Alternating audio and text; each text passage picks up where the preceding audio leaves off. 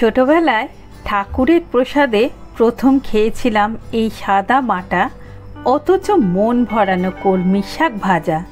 তখন বুঝিনি এত সহজ রান্নার মধ্যে এত স্বাদ লুকিয়ে আছে।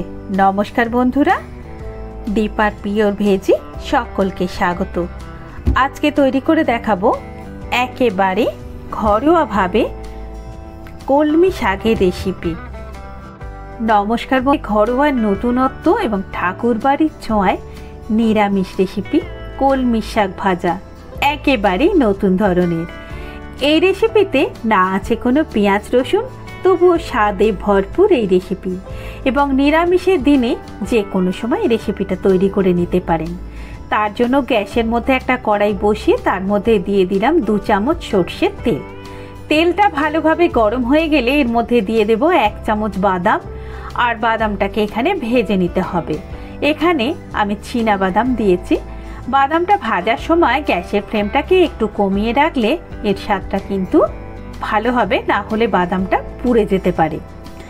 এরপরে ওই তেলের মধ্যে দিয়ে দেব 1 চামচ 5 ফোড়ন, আর সাথে দিয়ে দেব 2টো শুকনো লঙ্কা।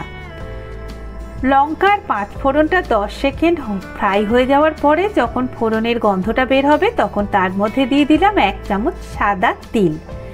এরপরে 10-12 সেকেন্ড পরে এখানে দিয়ে দেব আমি কেটে ধুয়ে বেছে রাখা কলমি শাক। শাকটা দিয়ে কিন্তু কোনো রকম কোনো জল দেওয়ার দরকার নেই, কারণ শাকে অনেক জল থাকে।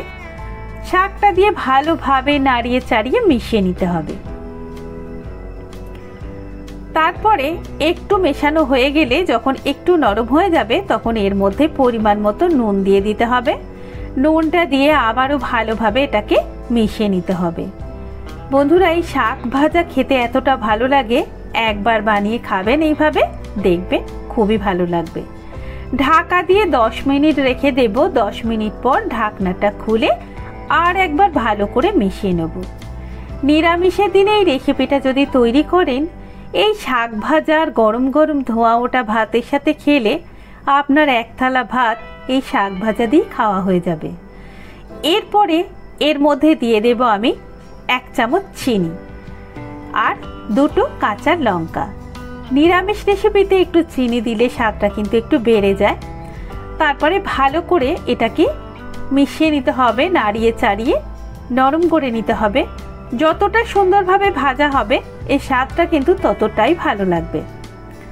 ভালোভাবে যখন ভাজা হয়ে যাবে, দেখুন অনেকটাই নরম হয়ে গেছে, তাও আরও বেশ খানিকক্ষণ আমি নাড়িয়ে চাড়িয়ে ভালো করে মিশিয়ে নেব। মেশানোটা যখন ভালোভাবে হয়ে যাবে তখন এর মধ্যে আমি ভেজে রাখা বাদামগুলো দিয়ে দেব। তবে বাদামটা দেওয়ার আগে অবশ্যই বাদামের খোসাটাকে ফেলে দিয়ে তারপরে দিতে হবে। এই প্রসঙ্গে বন্ধুদের কাছে একটা অনুরোধ, যদি ভিডিওটা আপনাদের ভালো লাগে তাহলে প্লিজ ভিডিওতে একটা লাইক করে আমার চ্যানেলটা সাবস্ক্রাইব করার অনুরোধ রইল। আর যদি আপনারা ছোলা খেতে ভালোবাসেন তাহলে ভিজে ছোলাও কিন্তু দিতে পারেন।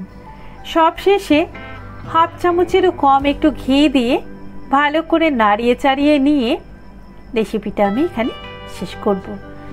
গরম গরম ভাতের সাথে খেতে কিন্তু দুর্দান্ত লাগে। আপনাদের কাছে অনুরোধ রইল, একবার হলেও এই রেসিপিটা তৈরি করুন। ভালো লাগলে লাইক, শেয়ার, কমেন্ট করতে কিন্তু একদমই ভুলবেন না। অবশ্যই জানাবেন আপনাদের কেমন লেগেছে।